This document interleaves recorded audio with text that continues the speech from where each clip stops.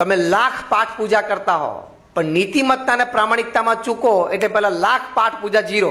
તમે કદાચ રોજ મંદિર જતા હો, રોજ ભગવાનની માળા કરતા હો, પણ વ્યક્તિગત પારિવારિક જીવનમાં, વ્યવસાયિક સામાજિક જીવનમાં નીતિમત્તા અને પ્રામાણિકતા સાવ ચૂકી જતા હો તો એ અધર્મ તો છે જ.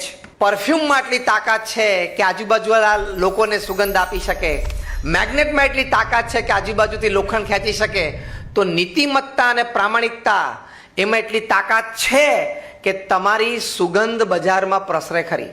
પેલી બે નિર્જીવ વસ્તુ છે એમાં એટલી તાકાત છે, તો આ તો સદગુણ છે, ધર્મ છે, એની સુગંધ પ્રસરે જ. અને મેં કહ્યું એમ નીતિમત્તા અને પ્રામાણિકતા રાખશો તો તમારી પ્રગતિ શરૂઆતમાં તમને ઓછી દેખાશે, ધીમી દેખાશે, પણ આજે નહીં તો કાલે અને કાલે નહીં તો પરમ દિવસે પ્રગતિ જરૂર થશે. અક્ષરવિવાહ.com એક સંસ્કારી, ધાર્મિક અને સુંદર પાત્ર શોધવા માટેનો ઉત્તમ વિકલ્પ. અહીં આપ ફ્રી રજિસ્ટ્રેશન દ્વારા આપના મનગમતા પાત્રને મિનિટોમાં જ શોધી શકો છો.